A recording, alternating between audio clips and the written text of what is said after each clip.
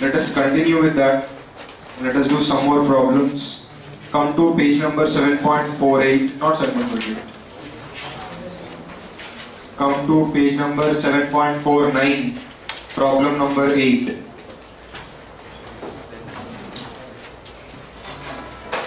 Come to page number 7.49 of your study material, problem number 8.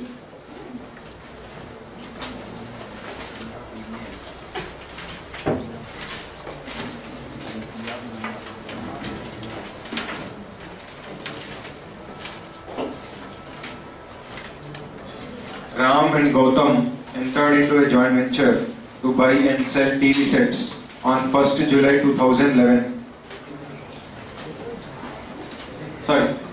D of Delhi, problem number 8. D of Delhi and B of Mumbai entered into a joint venture for the purpose of buying and selling second-hand motor cars. What do you cover? You can go. D of Delhi and B of Mumbai entered into a joint venture for the purpose of buying and selling second-hand typewriters. So who are the co-venturers now? D of Delhi and B of Mumbai entered into a joint venture for the purpose of buying and selling second-hand typewriters. B to make purchases and D to effect sales. B to make purchases and D has to make sales. The profits and loss was to be shared equally by D and B. A sum of rupees 15,000 was remitted by D to B towards the venture. A sum of rupees 15,000 was remitted by D to B towards the venture. B purchased 22 old typewriters for 15,000 rupees and paid 9,000 rupees for their reconditioning and sent them to Delhi. So B purchased how many typewriters? 22 old typewriters for rupees 15,000 and paid 9,000 rupees for their reconditioning and sent them to Delhi. First of all, let us decide. In whose books do you want to record the entries? Books of D or books of B? You want to record in books of D? Write down. In the books of D, joint venture account and B account. Who is D? D of Delhi. Books of D, joint venture account, debit, credit and Mr. B account, debit and credit.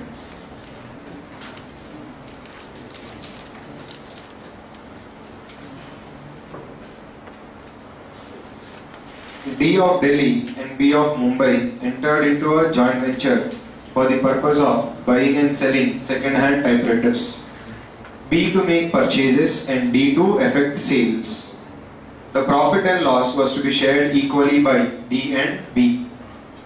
The profit and loss was to be shared equally by D and B.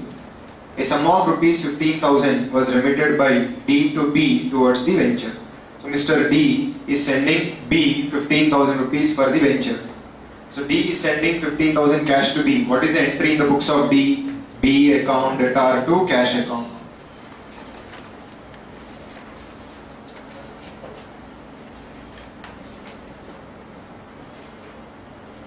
Next, B purchased 22 old typewriters for rupees 15,000 and paid rupees 9,000 for their reconditioning and sent them to Delhi. So B purchased 22 old typewriters for 15,000 and he has paid 9,000 for reconditioning and sent them to Delhi. His other expenses were buying commission 1,000, cartage 200, miscellaneous 100. Please add up all those numbers. 15,000 plus 9,000 plus 1,000 plus 200 plus 100. How much? 25,000. So all expenses same entry. No? Who is incurring these expenses? Mr. B. B is paying money for expenses. What is the entry in the books of Mr. D? Mr. B joint venture account debtor to Mr. B account.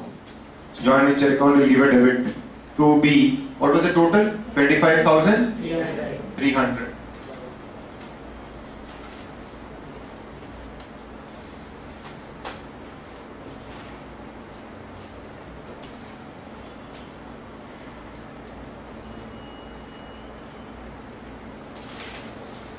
Is it clear, everyone?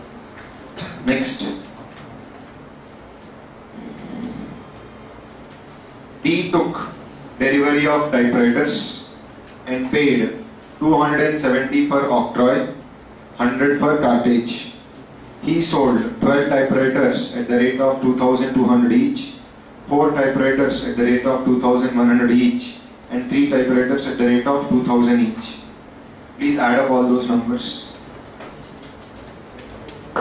270 plus 100, 370 plus, he took delivery of the typewriters and paid 270 for octroi, 100 for cartage. Don't add sales.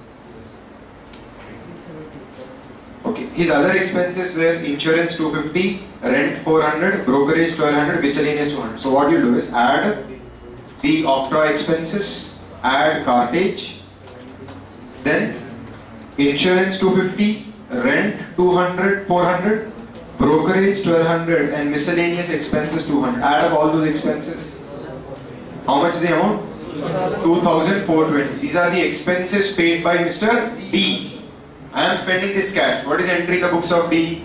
Joint venture account, debtor to cash account. I have spent the money, no? I have spent. We are in the books of D. Now D sold typewriters. See? He has sold typewriters, 15 typewriters for how much?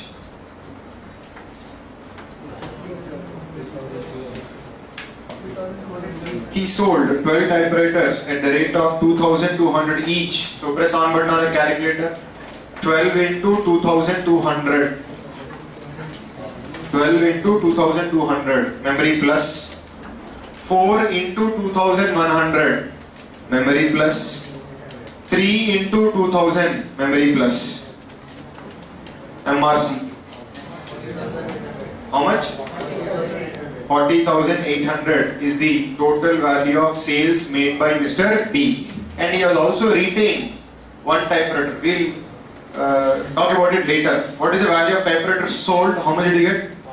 40,800. Now D is selling the typewriters, he is collecting cash. What is the entry in the books of D? Cash or bank account, debtor to joint venture account. By cash or bank. How much?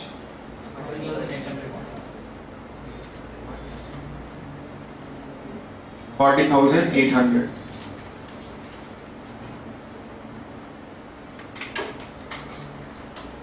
Is it clear, everyone? Now, one of the typewriters D retained for his what? Personal use. See what he's saying? He retained remaining typewriters for himself. Typewriters for his personal use at an agreed value of 1,500. Now, D is taking away one typewriter.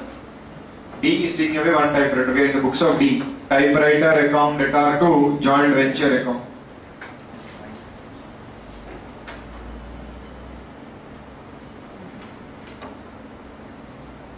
By typewriter. How much amount?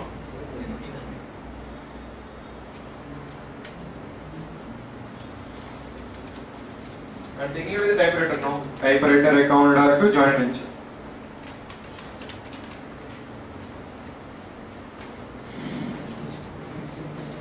Okay, each party is ledger, so now we can close. How have they agreed to share the profits and losses now? Profit and loss to be shared equally. So let us do it.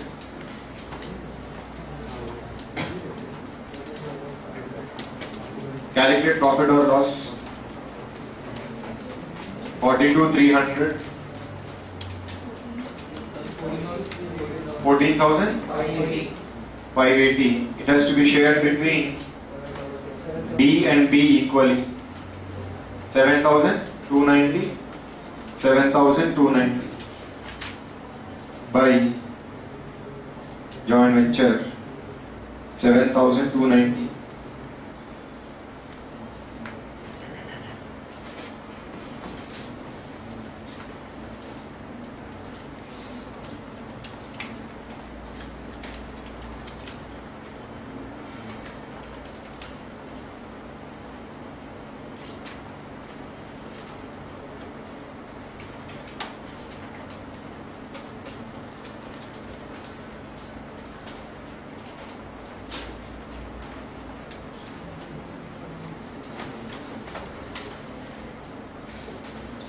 Now we have to pay cash to B to settle his account now. B is a creditor in our books. B account R to cash, balancing figure. Look at the board. This is capital, this is profit. Both he can take. But he has already taken 15,000. So balance amount we have to pay to him now. How much? 17,500. Over.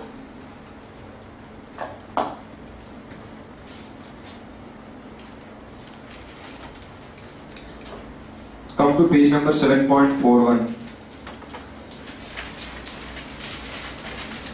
I think you remember about underwriters. When we were discussing about company accounts, we said when a company issues a prospectus, at least 90% of the issue size has to be subscribed by people called as underwriters. No, not underwriters, by public. If public doesn't purchase, then you have to refund the money. When a company issues a prospectus, at least 90% of the issue has to be subscribed by public. If public does not show interest, then we have to return the money. So we said, in this situation, we have some people who can help us. Who are the underwriters? So underwriters are going to come, they are going to sign an agreement with the company, and they will provide that if public fails to buy shares, we will buy the shares. Full underwriting means if public failed to buy one share, I will buy that share. If public failed to buy 10 lakh shares, we will buy those 10 lakh shares. If public did not buy any share, we will buy all the shares from the company. That is their agreement. And for this, company may give them some commission. I think I told you about underwriting commission also. Not more than 5% in the case of shares, not more than 2.5% in the case of debentures. Yes, 5% of issue price and 2.5% of issue price. Or what is provided by the articles, whichever is higher. Okay. Now, listen very carefully. I think it's not 5% and 2.5% in articles, whichever is higher. Maximum is 5% and 2.5%. Articles may provide for a lower amount. You cannot cross 5% and 2.5%. Normally it should be paid according to articles. If articles is silent, then the loss is maximum 5% and 2.5% commission. Okay, now let us not go into that. Now my question is, listen very carefully. The underwriter, if public fails to buy shares, underwriter will buy. What will he do with those shares? He can sell in the market. And for providing this service, sometimes company, instead of paying commission in cash, they will give them shares. They will say, boss, underwriter, you have removed the headache from our head and you have taken the headache, no? So take some shares for free. So those free shares also they can sell in the market. Okay. So let us do this problem. A and B entered into a joint venture of underwriting. So what is their business? Business of underwriting.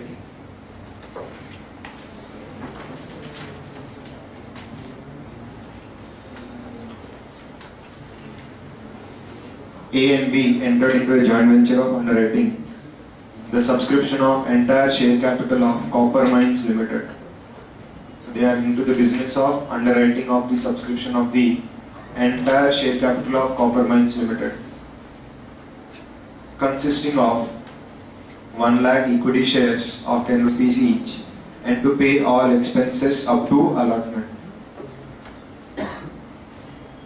The profits were to be shared by them in proportions of 3/5 and 2/5. So who are the two parties? A and B. The consideration in return for this agreement was the allotment of 12,000 other shares of 10 rupees each to be issued to them as fully paid up. So 1 lakh shares are offered to public, and other than those 1 lakh shares, company will give 12,000 shares for free to the underwriters. Next. A provided funds for registration fees 12,000, advertising expenses 11,000, for expenses on printing distribution prospectus amounting to 7,500, and other printing and stationery expenses 2,000. B contributed towards payment of office rent 3,000, legal charges 13,750, salary to clerical staff 9,000, other petty disbursements of 1,750. The prospectus was issued and applications fell short by 15,000 shares. A took over these on joint account and paid for the same in full. The venturers received the 12,000 fully paid shares as underwriting commission. They sold their entire holding at 12 rupee 50 paise less 50 paise brokerage per share. The net proceeds were received by A for 15,000 shares and by B for 12,000 shares. Write out the necessary accounts in the books of A showing the final adjustments. Is it clear? Let us start in the books of A.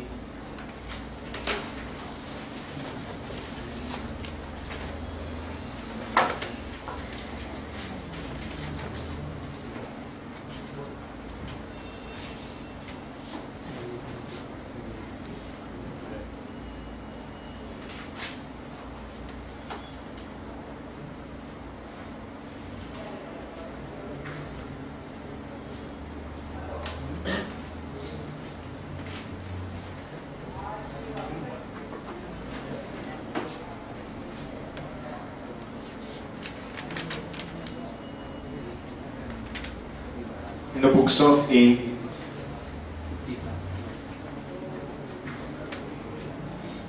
how much is it? So we are going to prepare two accounts, joint venture account and Mr. B account.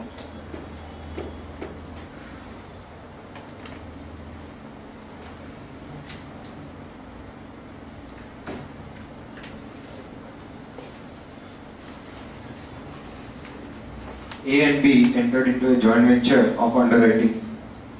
The subscription of the entire share capital of a company, Copper Mines Limited, consisting of 1 lakh equity shares of 10 rupees each, and to pay all expenses up to allotment. The profits were to be shared by them in proportion of 3 by 5 and 2 by 5.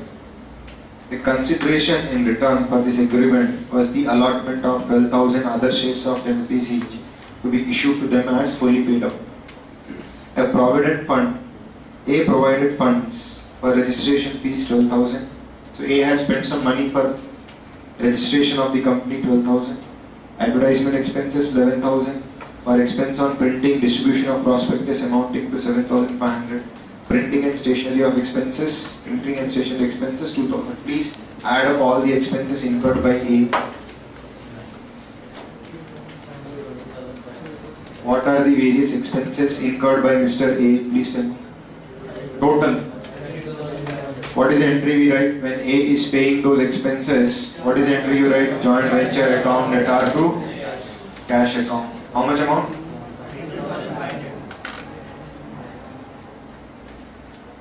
32,500.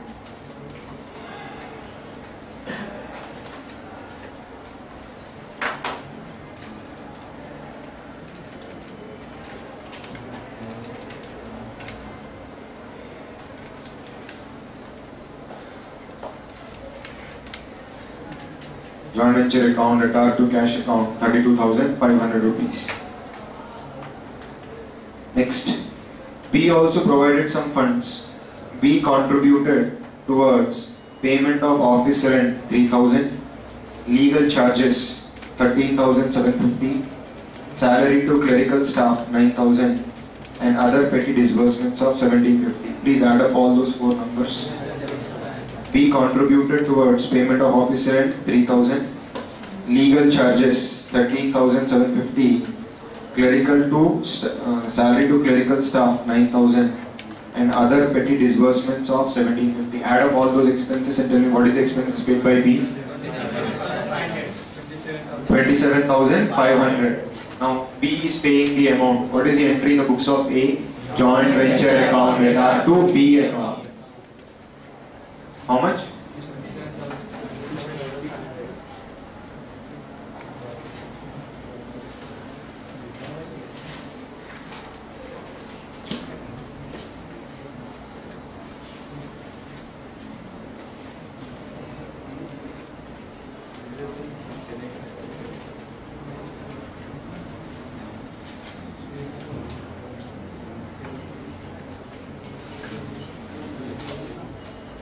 Next, the prospectus was issued and applications fell short by 15,000 shares. A took over these on joint account and paid for the same in full. Did you understand? The public has applied for the shares of that company, Copper Mines Limited, but public has failed to purchase how many shares? 15,000 shares. which have to be now purchased by the co-venturers. Out of A and B, who has paid money for buying those shares? A has paid. When prospectus was issued, an application fell short by 15,000 shares. A took over these on joint account and paid for the same in full. So A has paid amount and purchased those 15,000 shares. 15,000 into 10. How much is the amount? 1,50,000. The shares were issued at par only. The issue price was par. 15,000 into 10. 1,50,000. So A is spending cash and is buying goods for joint venture. These are goods, no? For joint venture. For them. They are going to buy and sell the shares. So they are getting goods and cash is being paid. What is entered in the books of A? Joint venture account debtor to cash account. Not shares account. 1,50,000 cash. 1,50,000. Joint venture account debtor to cash 1,50,000. Now we have 15,000 goods with us. We can sell them in the market later on. Okay. Not over yet. Next. A took over these on joint account and paid for the same in full. The venturers received 12,000 fully paid shares as underwriting commission. I think initially it was promised to the underwriters that for the underwriting agreement they are going to get 12,000 shares for free. Now the co-venturers have received those 12,000 shares for free. For free they are getting. So we cannot pass any entry. But when we sell these shares, income will be recognized. Cost of acquisition 0. It's not 0. All these expenses we have spent, no. Only for these shares, no. So right now we are getting the shares, but we are not paying anything in return. Hence, cost of acquisition is 0. We are not going to show it as an expense. But when we sell the shares, the value of the shares sold will be shown as an income. Next. They sold their entire holding at 12.5 rupees in the market, less 50 paise brokerage per share. So co-venturers have sold 27,000 shares, 15,000 shares which they purchased and 12,000 shares which they received for free. Both of them they have sold. But how they have sold? At 12.5 rupees less 50 paise brokerage. The net proceeds were received by A for 15,000 shares and by B for 12,000 shares. So out of 27,000 shares, how many shares did Mr. A sell? 15,000 shares. He received 12.5 minus 50 paisa, 12 rupee per share. Okay. We are not going to show 12.5 as income and 0.5 as expense. We are going to take the net figure. Type 15,000 into 12. 1,80,000. So goods are sold. Who took money? A took money. We are in the books of A. So I am receiving cash and I am selling the shares. What is entry right? Cash account debtor to joint venture.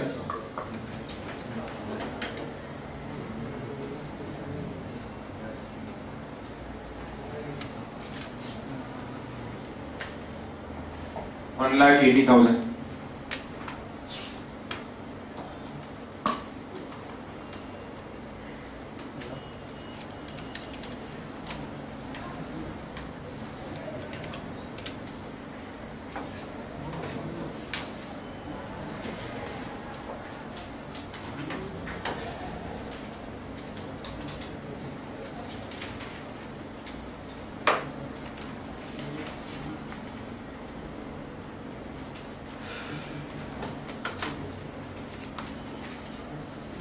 Next, the net proceeds were received by A for 15,000 shares and by B for 12,000 shares. Remaining 12,000 shares, who sold? B sold. Who took money? B took money. 12,000 into 12, how much is it? Shares are sold. Who took money? B took money. What is the entry in the books of A? B account debtor to joint venture.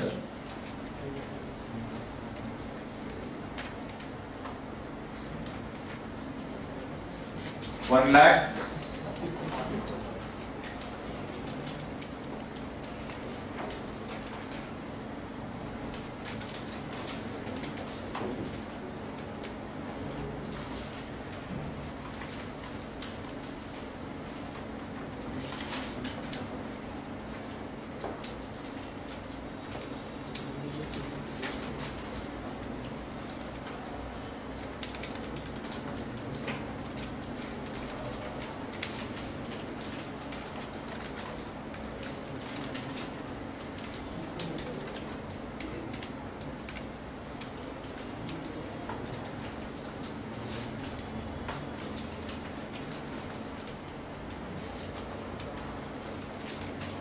Now calculate profit or loss. 3,24,000 minus expenses 1 lakh. 1,14,000 is a profit. To P&L account A's share to B account B's share. 3 by 5, 2 by 5. 68,400. 45,600. Give a credit here by joint venture account. 45,600.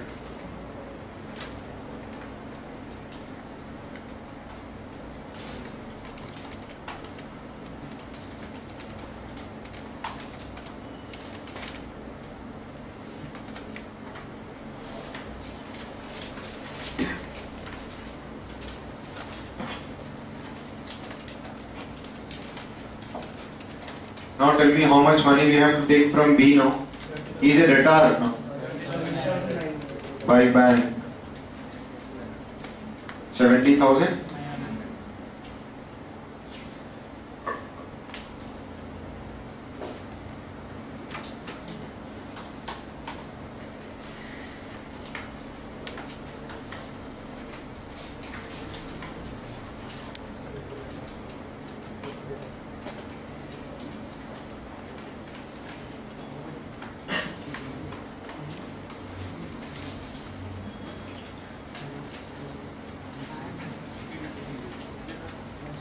Did you all complete it? Suppose, listen to me, if one of the co-venturers says I should get commission, like a manager, I should get commission, then what is included? A says I should get some commission. Joint venture account R2, P&L account. B will write joint venture account R2, A account. If B wants commission, joint venture account R2, P&L account. Joint venture account at R2, B account.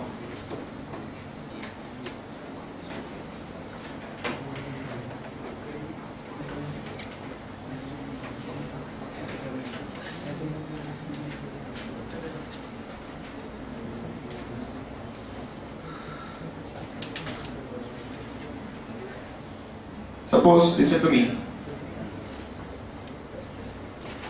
some goods are damaged. Let's take a joint venture account problem. Suppose goods worth 1 lakh were sent. Goods were damaged. And B agrees to take it over at 75,000. What should you do? Cost price is 1 lakh. Goods are damaged due to an accident. B agrees to take it at 75,000. Should we open a separate goods lost by fire or goods lost by accident account, shift the cost price to that account, and then make the person who is receiving the goods a debtor? We are not going to do all those things. Cost price is debited here, agreed value will be credited here, will make B as a debtor. Here credit B account, debit. Automatically profit or loss will get booked. It will get shared among both the co-venturers. Is it clear? So there is a difference. How do you deal with goods lost by fire or goods damaged in consignment, in trading account and in joint venture? In joint venture there are two people who have to share the loss, not one person. Hence the loss has to get booked in this joint venture account only. Cost price of goods will be debited here. If some goods are damaged and they are sold at a reduced value, or one of the co-venturers says I will take it over at a reduced value, agreed value credit. Automatically the difference is profit or loss, which gets booked and gets shared among the co-venturers. Is it clear? Okay, now we come to the last method in joint venture accounts, called as the memorandum joint venture account method. Now, what was the first method? Can you recollect? And then separate set of books. Have a doubt? What is the nature of joint venture? It's revenue in nature. Actually, that nature is not that important. It's a graveyard.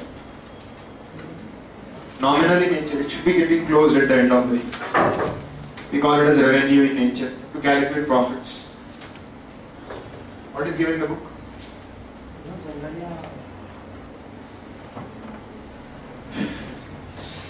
Sometimes some unnecessary questions are also asked in the book, which are never ever used. It's not in doubt. Many times the book has asked question: what is nature of consignment account? What is nature of joint venture account? Consignment account is also revenue in nature. That is an account prepared to calculate profits or losses.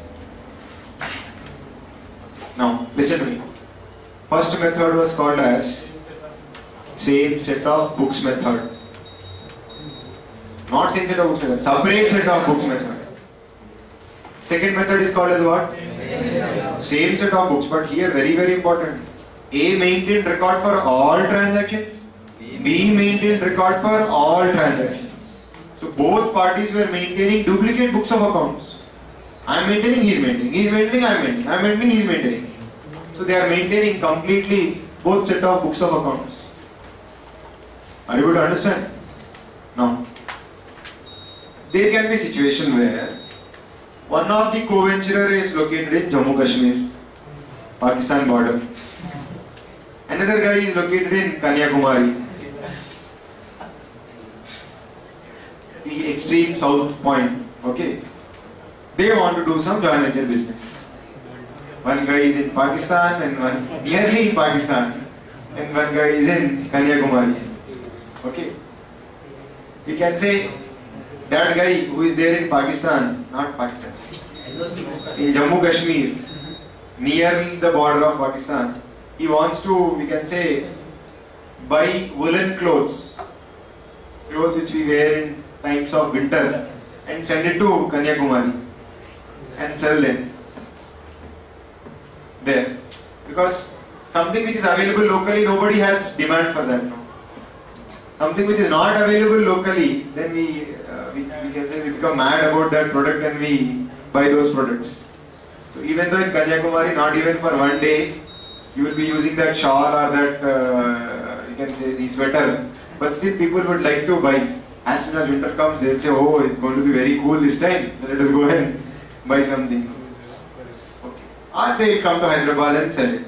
Hyderabad is little cold when compared to Tamil Nadu and Kanyakumari. Yes. So let us assume, let us modify our story. There is a guy in Jammu Kashmir who is going to buy woolen clothes there, send it to Hyderabad and sell them in Hyderabad. Now, is it possible for them to exchange information frequently? Tell me. Maybe it is not required also, information exchange. So what they decide is, whatever you are doing, you record. Whatever I am doing for joint venture business, I will record. Once at the end of the year, we both will meet in Madhya Pradesh. Okay, I will come to Madhya Pradesh, you also come to Madhya Pradesh. Both of us will meet in Madhya Pradesh. We will conduct a meeting and then decide what profits or losses has been earned. Then whoever has to pay, he will pay and settle the books of accounts. Okay, so what is the agreement? Each co-venturer will maintain a record of his transactions only, not other guys' transactions. And once in a year they will meet. Once the venture is over, they will meet in Madhya Pradesh and then decide the books of accounts. Is it clear? This is called as memorandum joint venture account method. Okay. So let us do a problem.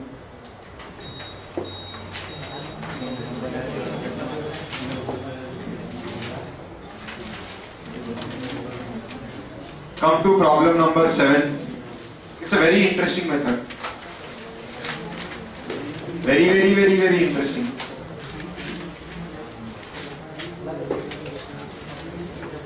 You have to remember one rule. If I am doing some transaction, I will record. I don't know what the other guy is doing. If he is involved in a transaction for joint venture business, he will record. I will not record because I don't have information. Ram and Gautam entered into a joint venture to buy and sell TV sets on 1st July 2011. So Ram and Gautam entered into a joint venture to buy and sell TV sets on 1st July 2011. On 1st July 2011, Ram sent a draft for rupees 2,50,000 in favor of Gautam.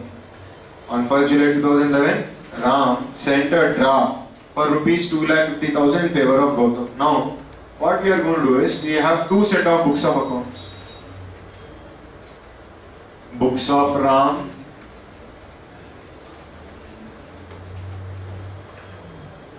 and books of Gautam.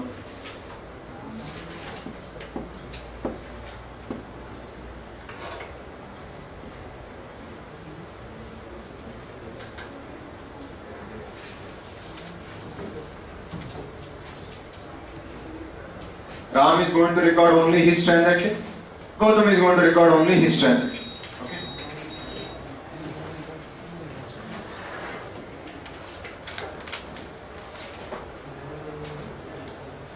On 1st July 2011, Ram sent a draft for rupees 2,50,000 in favor of Gautam.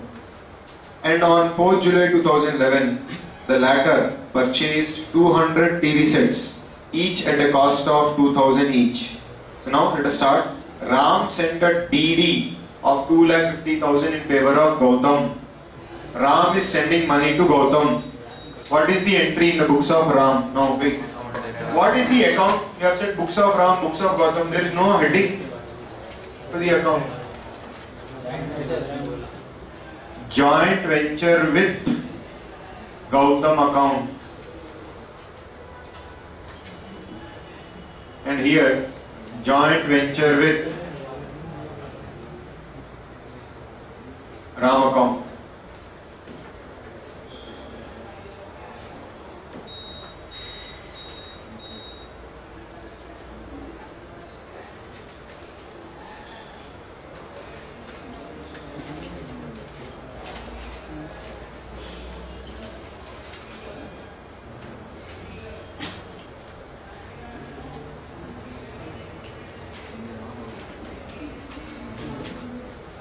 Joint venture with Gautam account and joint venture with Ram account.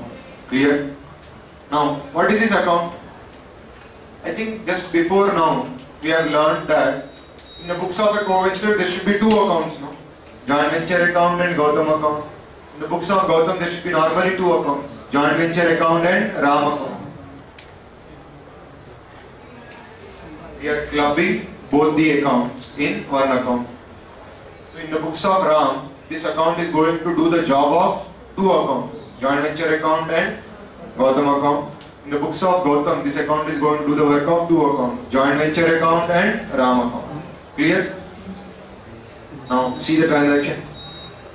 Ram sent a draft of rupees 2,50,000 in favor of Gautam. Ram is sending 2,50,000 rupees to Gautam. Ram is sending 2,50,000 to Gautam. What is the entry in the books of Ram? I am sending 2,50,000 to Gautam. In the books of Ram, what is the entry? I am involved in this transaction. No? Gautam account at R2, bank account. Now in the books of Ram, do I have Gautam account? I have only one account. This account is both joint venture and Gautam account. In this account, you have to record Gautam account at R2, bank.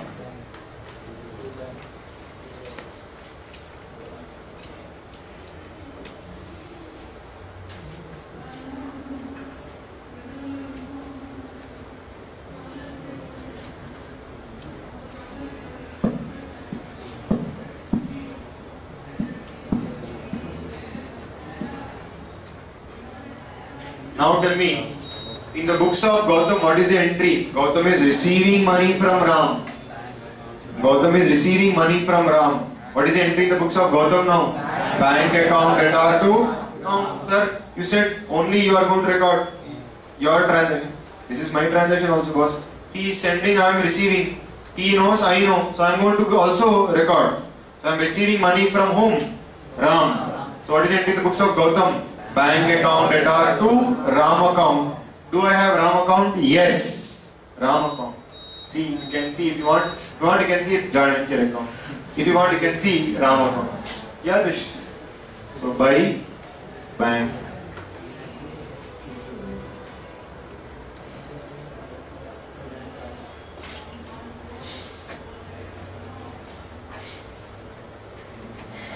Next, the latter, that means Gautam, the latter purchased 200 TV sets, each at a cost of 2000 rupees. So please calculate on your calculator, 200 TV sets at the cost of 2000, 4 lakh. Now, listen to me.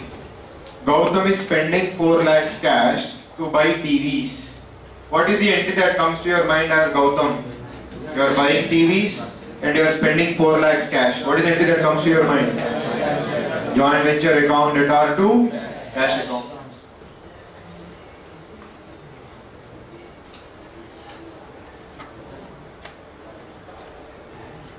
Now will you record an entry in the books of Ram?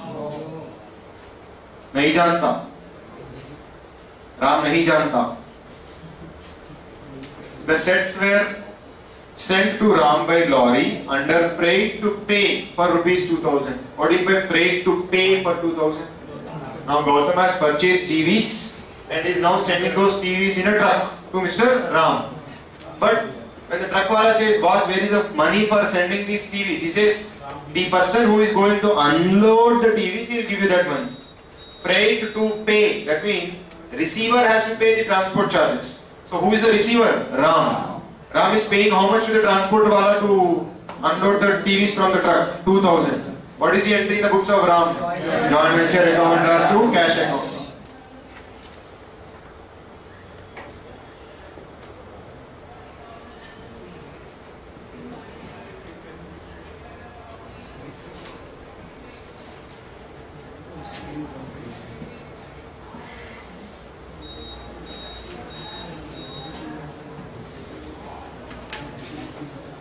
And were cleared by Ram on 15th July 2011.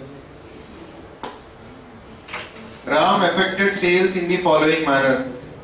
16th July, 20 TV sets, sale price per TV set 3000, discount on sale price 10%. Please calculate on the calculator. 20 into 3000, how much is it? 60,000 minus 10%, 54,000. Memory plus.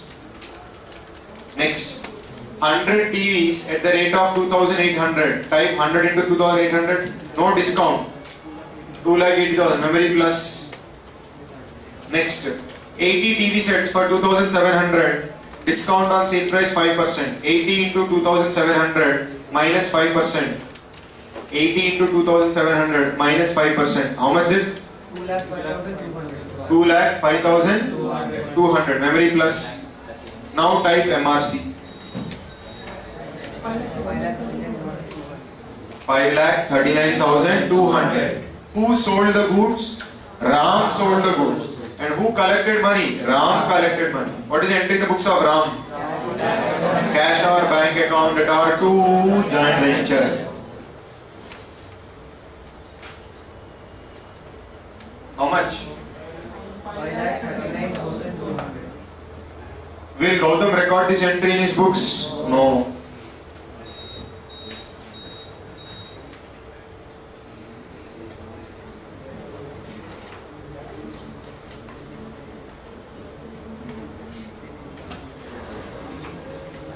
Next.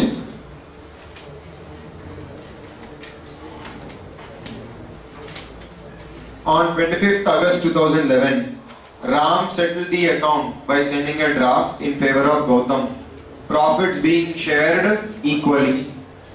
Gautam does not maintain any books. Show in Ram's books joint venture with Gautam account and memorandum joint venture account. Now, time has come for settlement. Listen to me carefully. Time has come for settlement. Now we have to settle the accounts. Before we settle the account, we have to calculate profit or loss. But can I calculate profit or loss from the books of Ram? It is incomplete. It is only income received by him, expenses paid by him. It is expenses paid by him and income money received by him. Both books of accounts are incomplete. So how do we calculate profits? So I told you, they'll meet in Madhya Pradesh and then they'll take a rough paper. See, I am not preparing this here or here, in between. Memorandum, joint venture account. Debit credit. You may not even put debit credit because it's only a rough paper. Now in this memorandum joint venture account, identify the expenses of the business, identify the incomes of the business. Now this amount, what was this? 2,50,000 amount sent by Ram to Gautam. Is it expense? No, it is like a loan. Hence you cannot debit it to the joint venture account. This 2,000 rupees transportation expenses is an expense. Alright, transportation expense 2,000. Then Gautam purchased TV sets by spending how much? 4 lakhs. It is expense for the joint venture business. Cost of TVs. Okay. This 2,50,000 which Gautam has received, it is like a loan received from Ram. It is not an income for joint venture business. Hence we cannot credit it here. That is loan given, this is loan taken. Loan given, loan taken is not income and expense. TVs sold by Ram, it is income. 5,39,200. Sales by Ram. Sir, you are not following to buy, etc., etc. No need, boss. It's a rough paper. What is the logic behind this paper? All expenses of joint venture business, all incomes of joint venture business. That's it. Very simple to calculate profit. Now calculate profit of joint venture business. 1,37,200. Ram share 68,600. Gautam share 68,600.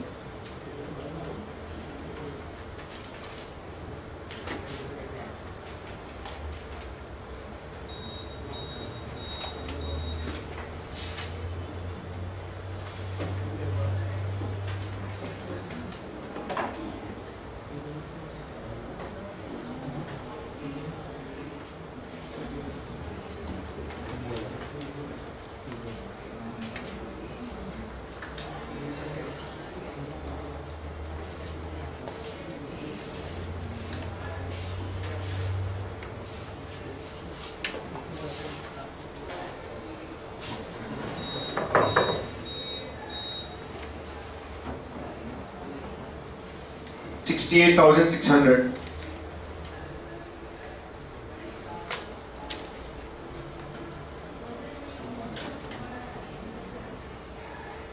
Now we know profits. You have now settled the accounts. Now tell me, Ram, just now I have learned, no? Ram, his share of profits, what should he do? He should transfer it to profit and loss account. So to P&L account, 68,600, Ram's share. Similarly, Gautam should also transfer his profit to his P&L account.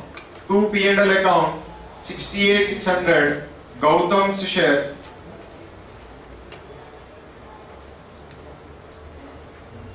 That is the entry you have learned, no? Last method.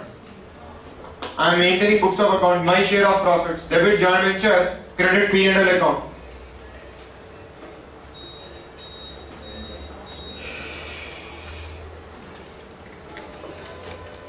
Now look at the board, everyone.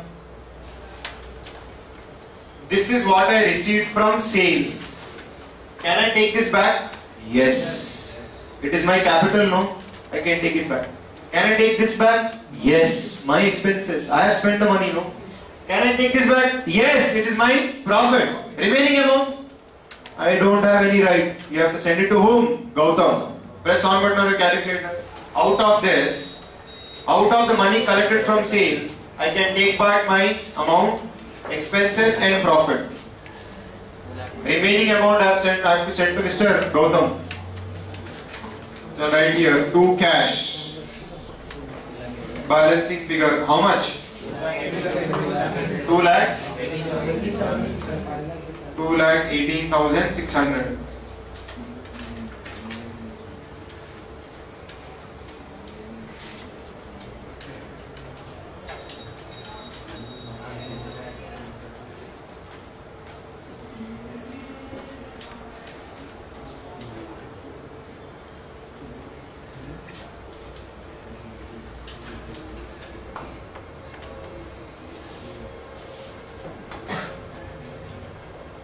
Did you complete, everyone? Now, Gautam is going to receive cash from Ram. What is the entry in the books of Gautam? Cash or bank account, return to Ram account. By cash, 2,18,600. Account should tally.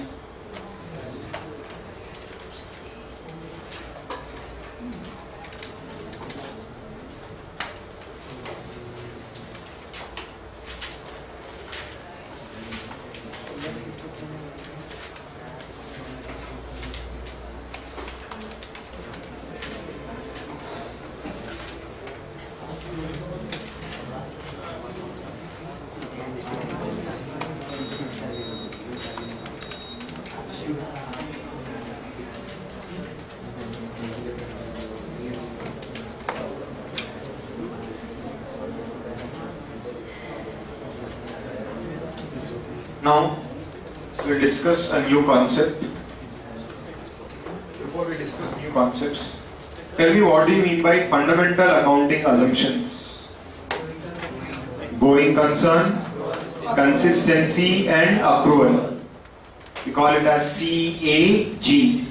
Consistency, accrual and going concern. So easy to remember. CAG. Chartered accountant G. CAG, consistency, accrual and going concern. What we call them as fundamental accounting assumptions. When these assumptions are followed, you need not inform the users that I am following them. If you are not following, you have to inform I am not following them. Now, what is C? Consistency. Sir, covered in consistency. Accounting methods or accounting principles should be applied on a horizontal manner. There cannot be change from one year to another year. You have to apply them consistently. But there can be cases where you can change accounting policies also. When A, law requires it. The law says change the method which you are following. Change the principle which you are following. You can change. Second, you feel the law requires it, or an accounting standard issued by the ICAI. An accounting standard issued by the ICAI requires it. You can change the method or the accounting principle.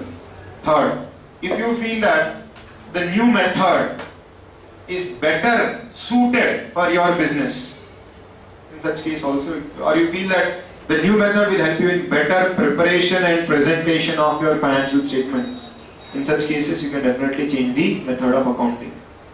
Is it clear? So what are the fundamental accounting principles? Consistency, accrual, going concern. What do you mean by consistency? Apply the principles on a horizontal manner. Don't change the accounting principles, methods from one year to other year. Okay. When can you change accounting policies, accounting principles? Only when the law requires it, or when an accounting standard requires it, or when you feel the new method is more suited for better preparation and presentation of financial statements, then you can change the method of accounting. See, in inventory valuation, we learned FIFO method, LIFO method, weighted average method. Law says, accounting standard says, you cannot follow LIFO method. You cannot follow LIFO method. Suppose you were following LIFO. Now accounting standard says, don't follow LIFO, follow FIFO. Then you have to compulsorily change. Are you able to understand? For depreciation of an asset, suppose you were following SLM method. Law has changed. Law says now follow WDV method. You have to change the method. Okay. So when the law requires it, you can change. When an accounting standard requires it, you can change the method of accounting.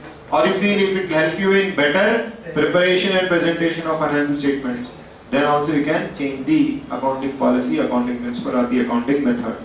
Is it clear? This is consistency. Next concept was accrual. What do you mean by accrual? Incomes and expenses should be recorded in the year in which they accrue, in which they arise.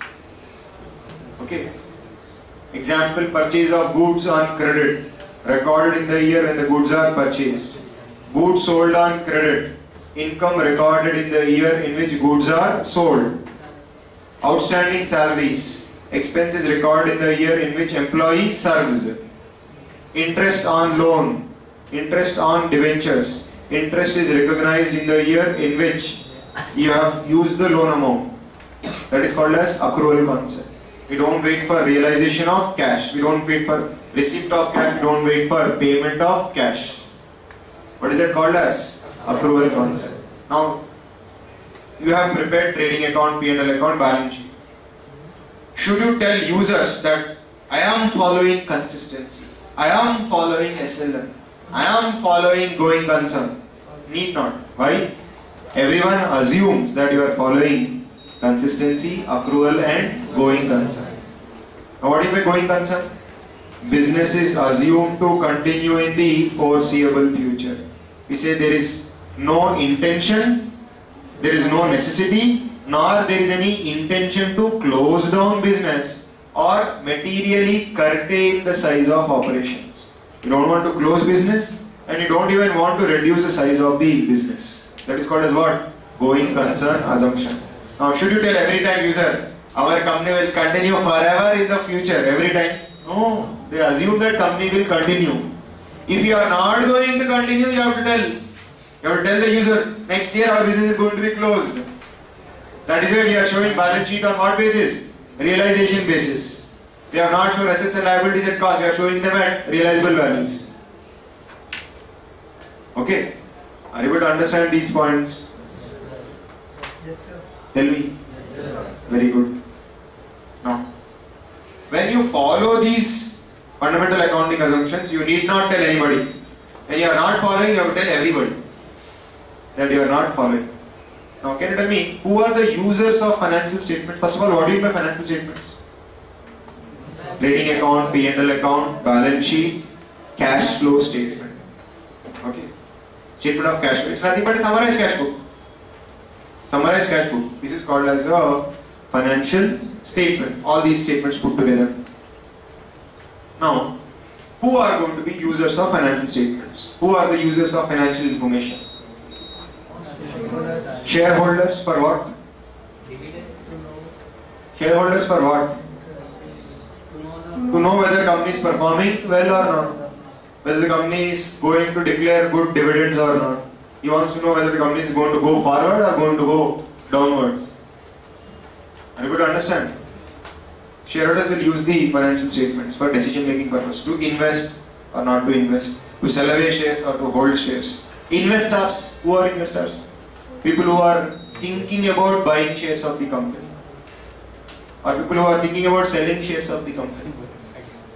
They are also investors only. So investors will also use financial statements to understand whether the company is going upward or downward to take their decision. Government, taxation, whether you are paying proper amount of tax or not, whether you are wasting natural resources, they want to know. They will come to know about it from the financial statements. One more thing, employees, companies making very good profits, so they can expect increase in salary, increase in bonus, etc., etc. So they will stick to the company. But when they know it's not like that, company is making losses, doubtful whether they will get salary or not. Tata, Bye-bye, Jumbo from the company. Jumbo Jilani. Clear? Creditors. You send a big order to a creditor. Suppliers 1 lakh tons of raw material worth 100 crore rupees. He'll say, please send your financial statement first. I'll see your financial condition and then decide whether I should supply goods to you or not. Because if the financial condition is not good, then Govinda. You will be Govinda, I will also be Govinda. Both have to meet at Tirupati. Clear? So creditor will also know, if somebody wants to buy goods, he'll ask, what is your financial strength? Show me. You cannot say financial strength. You have to show financial statements. Clear? Banks. You go to a bank for a loan. Bank will say, first, you don't tell me anything orally, you only know paperwork. Send the financial statements, we look at it and then decide whether we should give you a loan or not. Okay. Customers. Why customers will use? They want to know, are you charging unreasonable prices? Are you making abnormal profits out of their pockets? See, if a company, I'll just tell you an example to understand. Cost of the goods produced is only 10 rupees or 10 crores. Sale is 100 crores. Huge margin this company is charging, no? 90 crores they are value adding. The customer will say next time onward they let us not buy the goods of this company because cost of production is 10 but their sale price is 100 crore. That means they are charging abnormal prices, abnormal profits. Okay. Society, NGOs, yes. They want to know what you are doing for the society. Have you given bonuses to your employees? Have you constructed quarters for your employees? What are the facilities you are providing to the employees, their family members? They would like to know. Society also. They will also use your financial statements. There are so many users. If you don't follow CAG, what do you have to tell? You have to tell everybody that you are not following CAG. If you are following, you need not tell. Everyone assumes that you are following consistency, approval and going concern. Okay. Now, what do you mean by capital expenditure?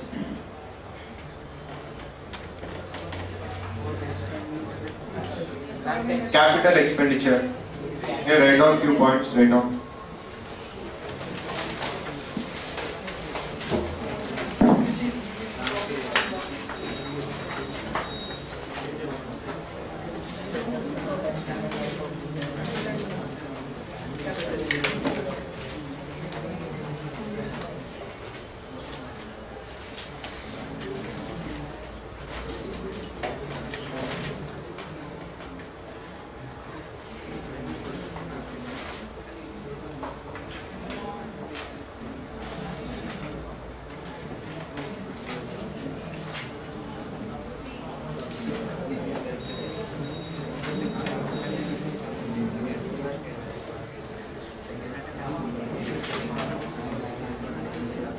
Now, what is capital expenditure? Write down. Expenditure.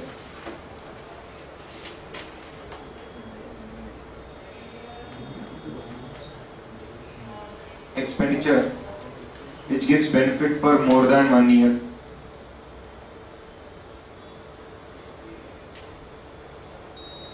Two.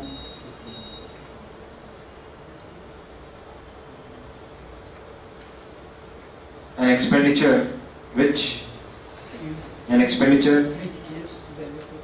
told you next step. An expenditure which helps in bringing an asset to the present location and working condition.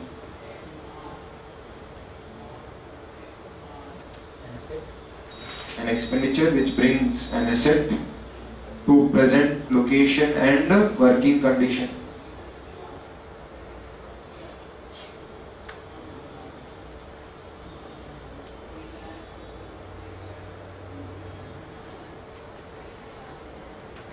C. An expenditure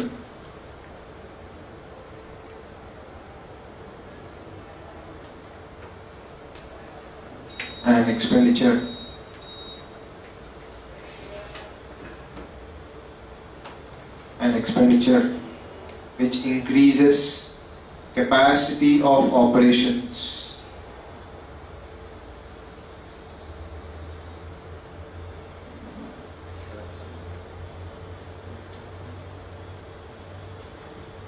An expenditure which increases capacity of operations.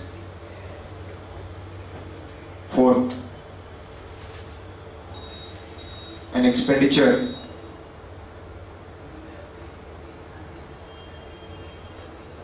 which brings efficiency in operations. Efficiency in operations or savings in costs. Savings in cost is also considered as a capital expenditure. Is it clear? Next. These are the 4 items now. If you spend amount and you feel benefit will come for more than 1 year, it can be considered as capital expenditure. Next. An expenditure which helps in bringing an asset to the present location and working condition. So to bring an asset to your factory, whatever amount you are spending, and to make that machine to come to working condition, whatever amount you are spending will all be considered as part of capital expenditure. If you have spent some money because of which capacity of a machine has increased, it can produce more goods, you can get more benefits out of it in the future, it is also considered as a capital expenditure. Next. Is it related to the AC? Power up and down. Next. That is why it was not working. Oh, current has come now. Next. What was the last item? An expenditure brings efficiency in operations or savings in costs. All these expenses will be considered as capital expenditure. Right on treatment. Treatment. Shown as an asset.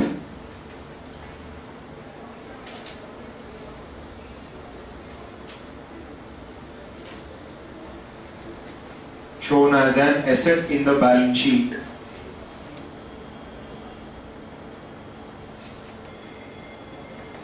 Shown as an asset in the balance sheet and gradually written off over the useful life. It is shown as an asset in the balance sheet and gradually written off over its useful life.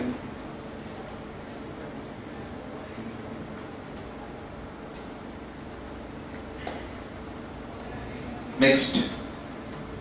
So what should you do with capital expenditure? Show it as an asset in the balance sheet and slowly write it off. Okay. Next, revenue expenditure.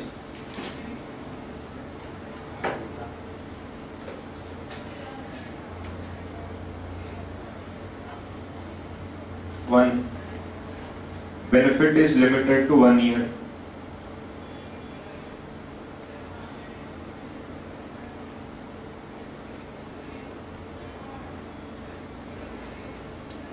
Benefit is limited to 1 year. Current year, that also. To current year. 2. Expenditure which can be matched to revenue of the current period. Expenditure which can be matched. Matched means you can find one-to-one relationship.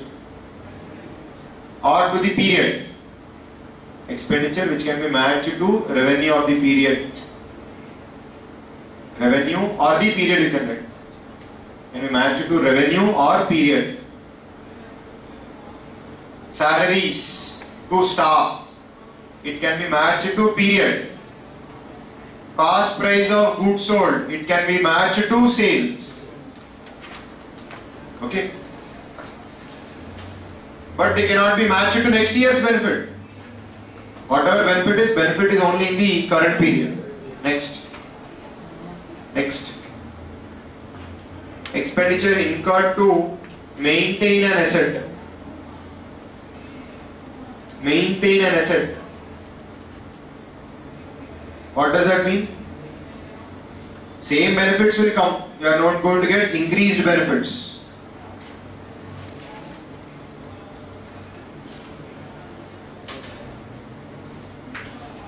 All these expenses will be considered as what? Revenue expenditure. They should be debited to the profit and loss account. Treatment will write. Debited to profit and loss account.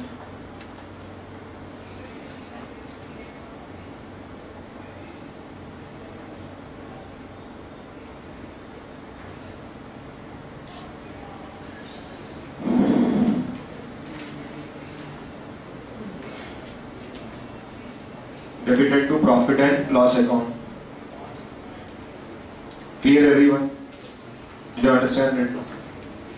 Next, deferred revenue expenditure. DEFERRED. Deferred. DEFERRED. Deferred revenue expenditure.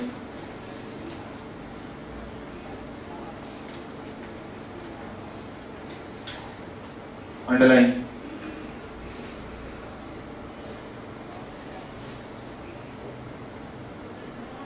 Deferred revenue expenditure. You right? Expenditure which is of revenue nature. Expenditure which is of revenue nature, but gives benefit for more than 1 year.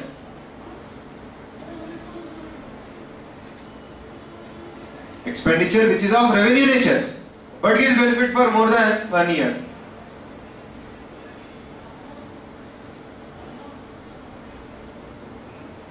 What is it called as? Deferred revenue expenditure. Write down. Treatment.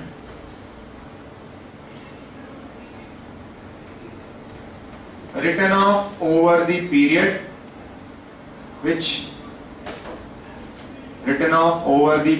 in which benefit is expected.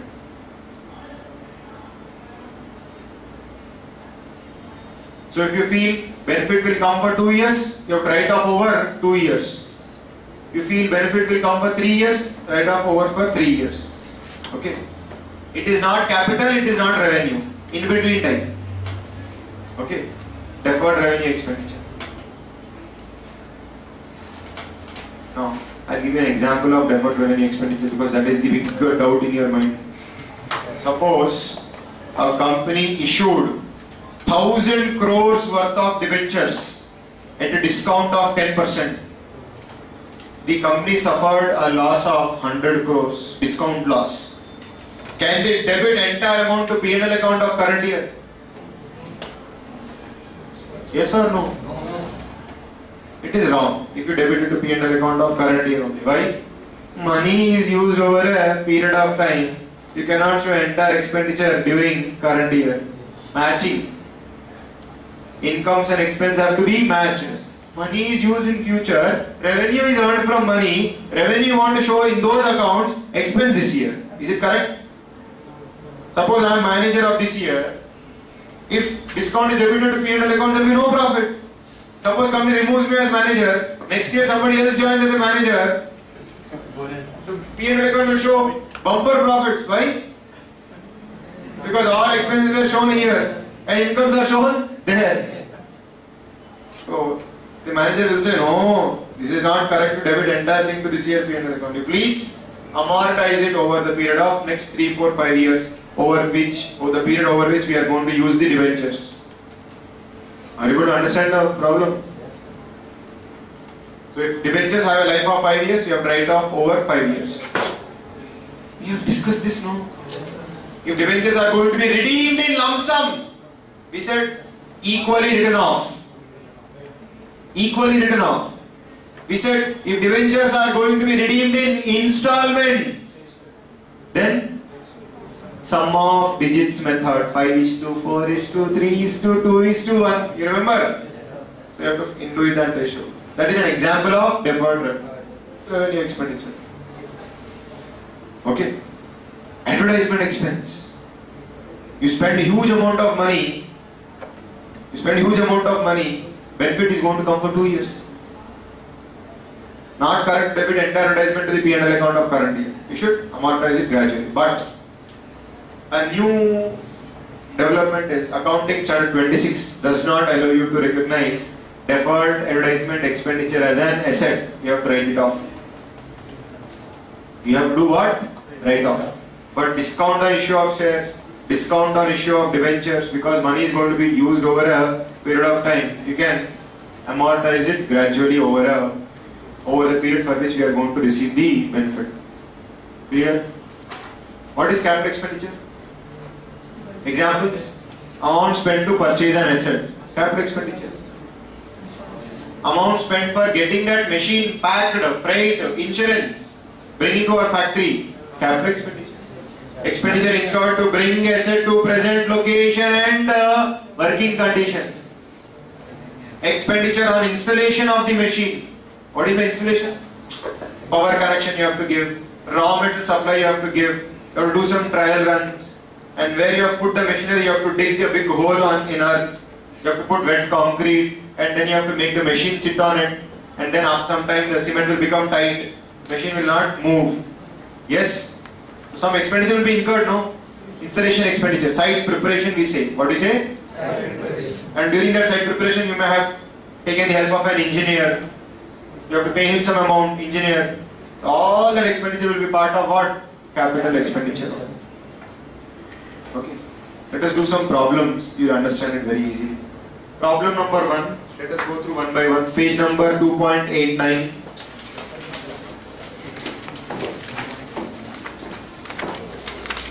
What is my revenue receipt? Revenue receipt.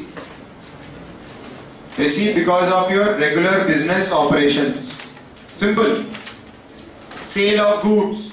Regular business operation. Whatever you are getting, revenue receipt. You are providing services to others. They are paying fees, commission to you. Revenue. You have given your building on rent to others. They are paying rent to you. Revenue. You have invested money in shares, debentures, bonds of other companies. They are declaring dividends. Revenue for you. So what is revenue? Revenue comes from our regular business operations. That is sale of goods, provision of services, other income, etc. Or if you give your asset to others, they may give you interest. They may give you rent. If you invest money in others' business, they will give you dividend. They will give you interest. Are you able to understand? They are all called as what receipts? Revenue receipts. What do you make capital receipts? If you sell away an asset, you sell away a building, you receive money. Is it revenue? No. It's a capital receipt. You have issued shares, you are receiving money. It's a capital receipt. You have issued debentures, you are receiving money. It's a capital receipt. Are you able to understand? Let us do this problem. Page number 2.89. Problem number 1. Overhauling expenses of second-hand machinery purchased are revenue expenditure. What is this? Now, listen to me. You are doing transport business, so you wanted a new truck. You wanted a truck for your business. Somebody wanted to sell a second-hand truck. You wanted to go and buy it. You went there. You saw the truck. It was neatly painted. Everything was very good, looking beautiful. All tires were neatly washed. Everything. Somebody has used Surf Excel soap to wash the tires and etc. The truck looks chakachak. Beautiful. Okay. So as soon as you see the truck, you say, very good, take money. Thanks a lot for selling me the truck. You give the money to the seller. He takes money and he vanishes. Very quickly he goes away. Then you take the truck for a ride. You take it on a highway. You want to see how the truck is performing. You are going at 40 speed, 50 speed, 60 speed, 70 speed, 80 speed. Something happens. Brakes are not falling. One tire goes north, one tire goes south, one tire goes east, and one tire goes west. Horn is also not working. So it has crashed on the road. Just now it looked beautiful, but now it is dreadful. What happened? What mistake did you do? As soon as you see the truck, don't buy it. You should take it to a mechanic, get it checked by a mechanic, and ask the mechanic to remove all parts of the truck, and if there are any worn out parts, if there are any worn out parts, remove those parts and put new parts in its place, and then he'll say, fix the truck again. We'll ask the mechanic, you remove all parts of the engine, of the truck, everything, and you see if there are any old parts, you can remove them and put new parts in its place, and again fit the truck. So that I am sure what is there in the truck, what is not there in the truck. You will understand, this is called as what? Overhauling, or we call it as over-oiling. Second hand, no. You want the engine to work smoothly, so you put lot of extra oil to the parts. Over-oiling. From there we get overhauling expenses. Okay. So now tell me, you have purchased a second-hand truck. Before you put it to use, you have spent money on overhauling. What is it? Capital expenditure. Because before you start using the asset, you have incurred this expenditure. Point number 2, expenditure incurred to bring an asset to the present location and working condition. Clear? Money spent to reduce working expenses is revenue expense. Do you have a book? No. Money spent to reduce working expenses is revenue expenditure. To reduce some expenses, we have spent some money. I'll give you an example. To reduce the work of accountants, company has involved computers. Company has installed computers. What is it? Capital or revenue? Capital expenditure. Why? Why? See, 4 points I have said. Which point? Efficiency and operation. Expenses which bring efficiency in operations or reduction in cost is a capital expenditure. I'll give you one more example. Suppose, listen to me. A person applied for a cement factory, to set up a cement factory. Government allotted 100 acres of land for him. He said, oh, I have 100 acres of land. So what he did? He installed one machine at one corner, second machine at second corner, third machine at third corner, fourth machine at fourth corner. You know, we put Nimakaya at 4 corners. Like that, he has installed 4 machines at 4 corners. What will happen? His intention was, if I don't properly occupy the land, government will take away the land. He installed the machine in such a manner that the entire land is covered. Now what will happen because of this English? Company is spending unnecessary amount of money to transport goods from one machine to another machine. 100 acres is like 1 kilometer gap will be there between one corner and another corner. At least 1 kilometer gap will be there. More than that. So if goods have to be transported from one machine to another machine, you need a huge lorry for that. A lorry will keep on drinking diesel. You need a driver, you need a lorry, you need diesel. Unnecessarily money was being spent. Somebody came, an engineer came and he said, which idiot installed the machines like that? You bring all of them near to each other. There will be a lot of saving in costs. Then we remove all the machines from those 4 corners. You put them near to each other. Now the goods are moving between the machines very quickly and our expenditure also has reduced. Okay, so what is it? Capital expenditure. Legal fees paid to acquire property is capital expenditure. I'll give you one very simple rule to remember capital expenditure. Any expenditure before opening ceremony or any expenditure before Kobarkai ceremony. You know what is Kobarkai? Nariyal ceremony. All expenses before Nariyal ceremony are capital expenditure. Now what is this you are saying? Legal fees to acquire property is capital expenditure. Property. You want to purchase a building. Okay. Somebody says, I am the owner of the building. You pay me money and take the building. Now onwards you use the machine, use the building. If simply somebody says, I am the owner, will you buy? Will you pay money to him and take the building? He will say, sir, please give your documents first. I will give it to a lawyer. He will check the documents and if he says, title is clear, yes, really this person is the owner of the property, then I will come and buy it from you. So that person gives you a document. You take it to a lawyer. Lawyer checks it and he says, sir, you can go ahead and buy the property, no problem. Then you can pay money and buy the property. And then you can do Kobarkai ceremony. Satyanarayana you can do. So this expenditure, amount paid to lawyer was before coconut. So it is what? Capital expenditure. Expenditure incurred to bring asset to present location and working condition. Okay. So you can remember that rule, coconut rule. Next. Amount spent as lawyer's fees to defend a suit claiming the firm's factory site belonging to the plaintiff's land is capital expenditure. Now, let us suppose 10 years ago we have purchased a land and we have set up a factory, we are running our business.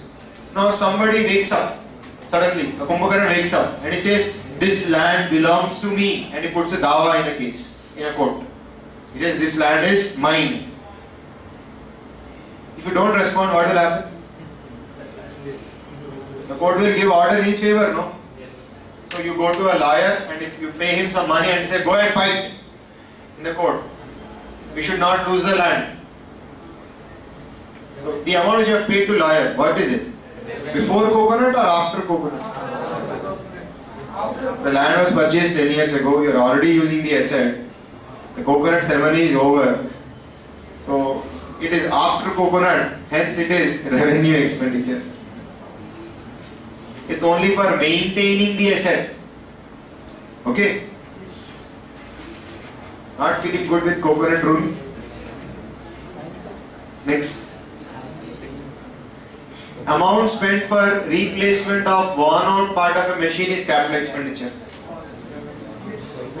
Amount spent for replacement of a worn out part of a machine is capital expenditure. See, you are using a truck, let us say, for last 10 years.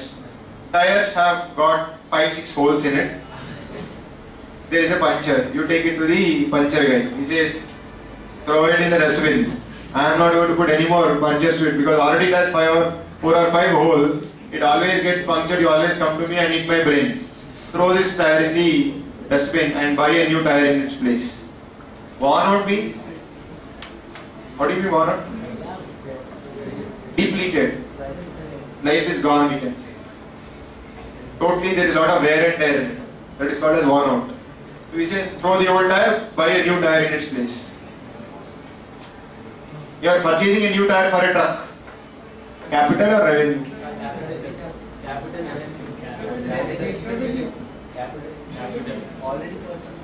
Truck was already in working condition, boss. This expenditure is incurred only to maintain that working condition. That's it. Will the truck start running fast if you put new tires? Actually, they'll run slow because of the increase in grip. Benefits won't change much. Okay. Suppose you sell the truck to somebody. Can you tell him, "I have put a new tire, so you have to give me more money"? He will say, "You keep the truck with you. You keep the tire with you, you keep the truck with you." Yes, if the other guy is soft, then you can say, "Sir, mannane kotta tire lesson, sir. 40,000 rupees spend lesson, sir. Give me some amount." Then he may think of giving. If you demand, then you say, "You keep the truck and keep the tires with yourself." Correct? Yes or no? Yes, sir. So, if you have replaced a worn out tire, can you add it to cost of the truck? The answer is no. You have treated it as revenue expenditure only. Suppose horn has gone. You put a new horn in its place. Can you say capital expenditure? Revenue only. Next. Expenses incurred on the repairs and whitewashing for the first time on purchase of an old building are revenue expenditure. You have purchased an old building. Before you do Kobarkai ceremony, you get it neatly painted, and if there are some repairs, you get it repaired. Because in front of guests, if they put a button, no light that doesn't come, then izzat matti mein mil jata. Yes or no? So what we do is, as soon as you buy a second-hand building, you just see what repairs are there, get it repaired, get it painted. We want all negative energy to go out of that building, and then we do coconut ceremony to bring positive energy. Okay, God always comes with positive energy. No? So to bring positive energy, we break a coconut. So expenditure incurred before coconut or after coconut? After bringing coconut, will you do repairs? No. If you do repairs after coconut, revenue expenditure. Before coconut, capital expenditure. Suppose if it is a repair for an existing building. Suppose one of the fan is not working, we spend some amount for repairing the fan. Will I add it to cost of fan? No, it's a revenue expenditure. Next. Expense in connection with obtaining a license for running the cinema is capital expenditure. What is running the cinema? Expenses in connection with obtaining a license for running the cinema. That means you are constructing a cinema theatre. Just because you have money, you have land to construct a cinema theatre, you cannot start running it. Government has to give permission. So for permission, you have spent money to take a license from the government. So license fees paid to the government, revenue or capital? Without that license, can you start earning revenue from the theatre? No. Before Coconut, before the first movie is shown in the theatre, you have to get the license, no? On that first show day, before the coconut is broken, you should have the license. Capital expenditure. Next. Amount spent for construction of temporary huts, which were necessary for construction of the cinema house and were demolished when the cinema house was ready, is capital expenditure. Is that statement clear, correct? Suppose, listen to me, we are constructing the cinema theatre 50 kilometers away from Hyderabad. It's a small village. So we want our workers, supervisors, they all said we want accommodation. So we said we'll construct you small rooms, quarters. You can stay there at the site, and once construction is complete, you can come back to see. And for storing material, for having an office, we have constructed some temporary buildings. Once theatre was ready, we have removed all those small buildings. The expenditure which is incurred to construct those small buildings was all capital expenditure. Main asset, cinema theatre.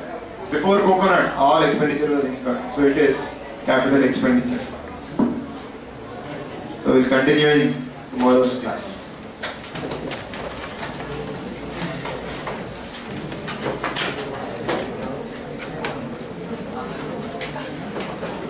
How was the Coconut rule?